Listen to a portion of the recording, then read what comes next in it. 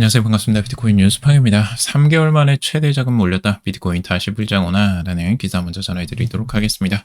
도움이 되신다면 좋아요, 구독, 댓글, 알림 설정하셔서 최대한 빠르게 정보 받아보시길 바라겠습니다. 자, 비트코인 현물성장지수 펀드인 ETF 시장이 작년 말 불안한 흐름을 딛고 이 새해 들어서 강력한 자금 유입이 기록되고 있습니다. 3개월 만에 최고 성적을 기록했다라고 하고 있고요.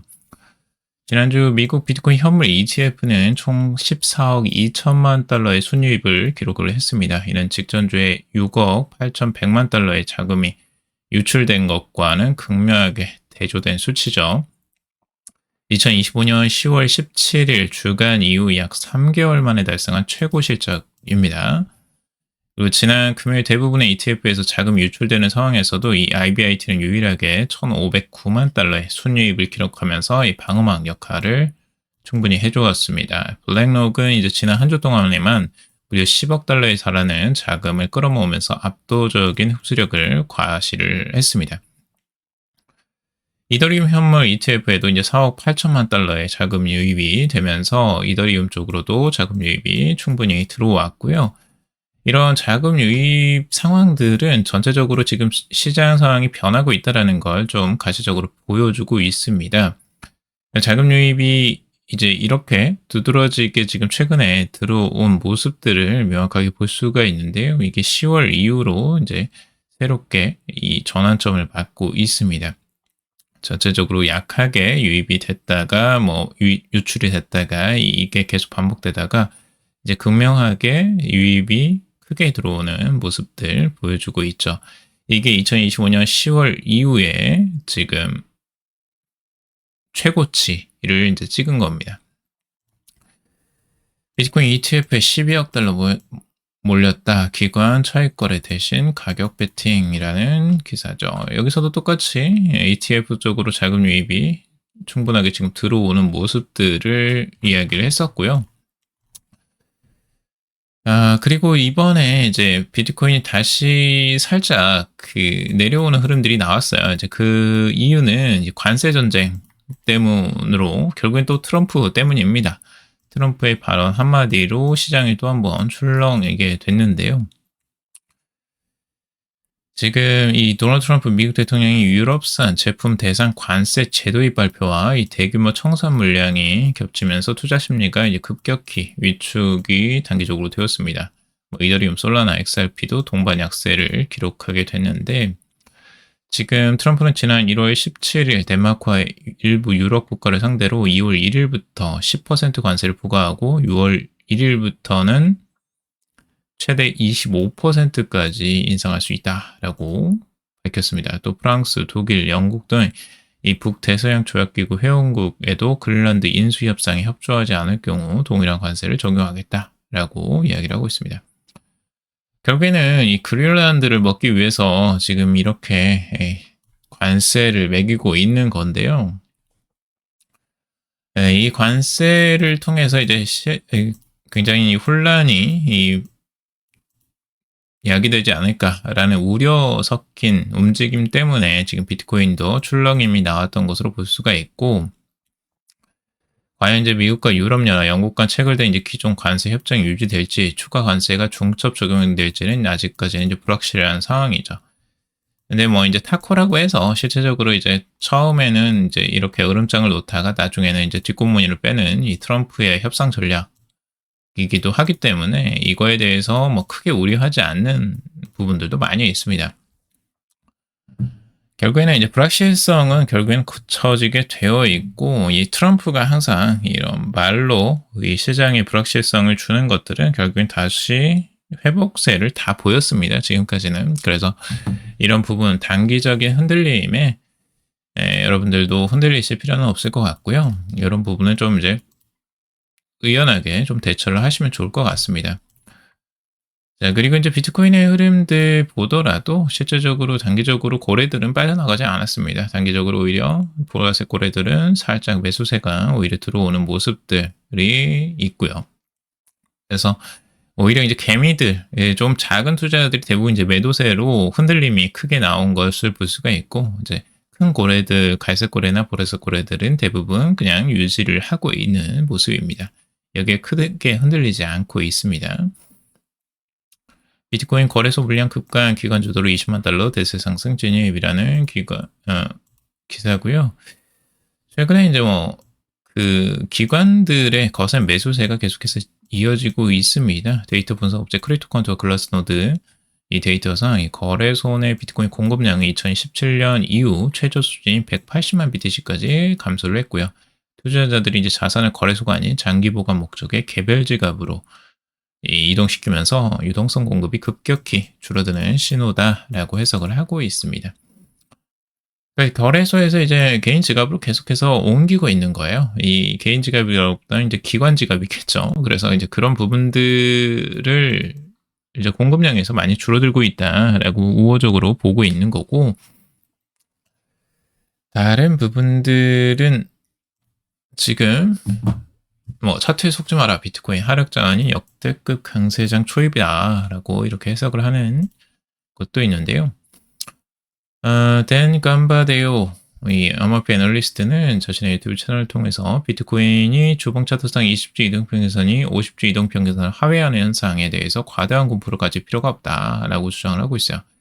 다수 투자자가 이를 약세장 진입 시도로 해석하지만 단순한 이동평균선 교차보다 거시경제의 흐름을 보여주는 구매 관리자 지수 등 비즈니스 사이클에 주목해야 된다라고 이야기를 하고 있습니다. 자, 이제 두 개지 여러분들이 좀 이제 보실 필요가 있는 게 주봉상의 이 데드크로스 20주 이동평균선이 50주 이동평균선을 이제 뚫고 내려가는 이 데드크로스가 이제 발생을 한 거예요. 과거에도 이 데드크로스가 발생하면서 이제 급락이 나왔었기 때문에 이걸 우려하는 거고, 하지만 이제 데드크로스가 나왔다고 해서 무조건 하락을 하는 건 아닙니다. 횡보장세에서 다시 한번 이렇게 회복할 때도 있긴 있었어요. 그래서 이걸 무조건 하락이라고 보기는 어렵다라고도 해석을 하는데요. 그 해석은 이제 나중에 한 번 더 봐야 될 것 같고, 여기서는 이제 간바데오 같은 경우는 중요하게 보는 것들이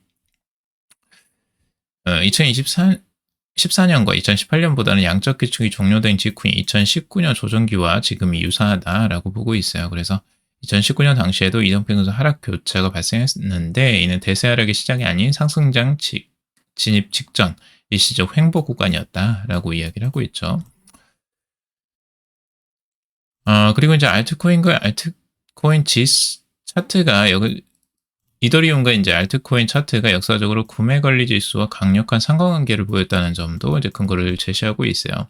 구매 관리자 지수가 수축 국면에서 확장 국면으로 전환되는 시기에 암호화폐 시장도 동반 상승하는 패턴들을 보여주었다라고 하고 있습니다.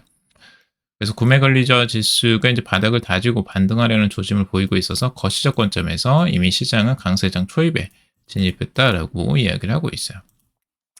또한 실시간 인플레이션 데이터 트루플레이션이 1.56% 하락했다라고 하면서 연방준비제도가 경기 부양을 위한 유동성 공급에 나설 수 있다라는 환경을 조성했다라고 이야기를 하고 있습니다. 그러니까 인플레이션이 이제 그만큼 크게 상승하지 않고 있기 때문에 유동성 공급을 충분히 할 수 있는 여력이 생겼다라고도 해석을 하는 거고요.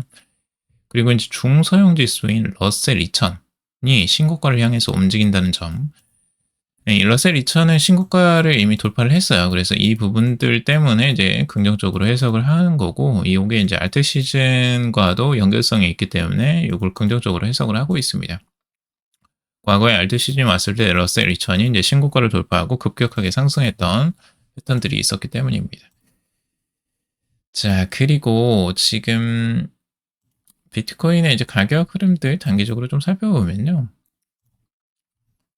많이들 이제 우려하시는 부분이 지금 이제 단기적으로 조정이 또 한번 쭉 나오니까 여기에 대해서 우려감들이 굉장히 크실 텐데, 여기서 이제 다행스러운 부분은 뭐냐면,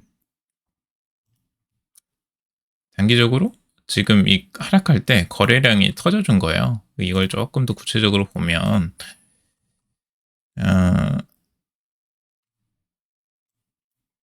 지금 이 하락 국면에서 들어오는 이제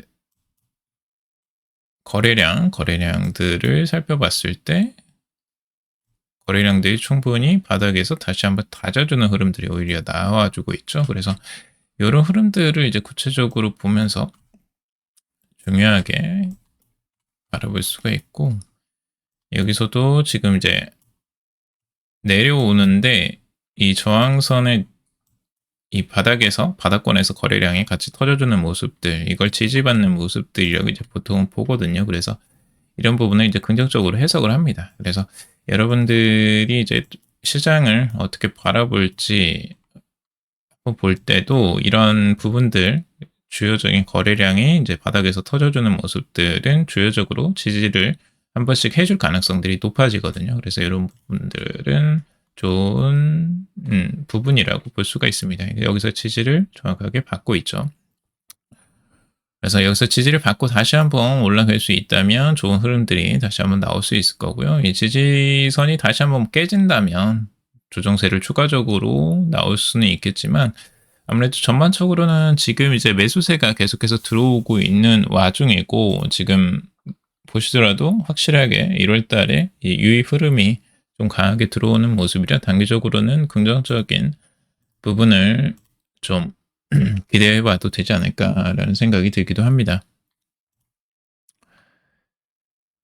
근데 이제 뭐 전체적으로는 약세장을 보러보는 이제 시야들도 있어요. 그래서 여러분들이 좀 객관적으로 바라볼 필요는 있고, 그러니까 계속 이제 4년 주기에 대해서 4년 주기가 아직까지 유효하다라고 보는 쪽도 있습니다.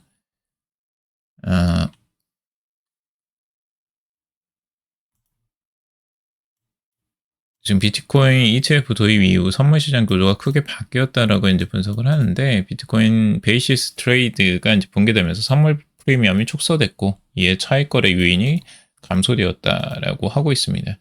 하지만 ETF가 이제 채굴자 영향력을 약화시켰다는 주장에 대해서는 이제 여기서 선 긋고 있고요. 그리고 이제 대세 약세장, 이거는 계속해서 이제 많이들 이야기하는 것 중에 하나예요. 그러니까 전체적으로는 비트코인은 지금은 약세장에 들어선 시기다라고 해석을 하고도 있어요. 그래서 큰 흐름에서는 주봉상에서 이제 이런 흐름들이 나왔기 때문에 여기 지지를 받지 못하고 깨졌기 때문에 이제 중장기적으로 1년 동안은 이제 4년 주기에 따라서 좀 조정세가 나오지 않겠느냐라고 이렇게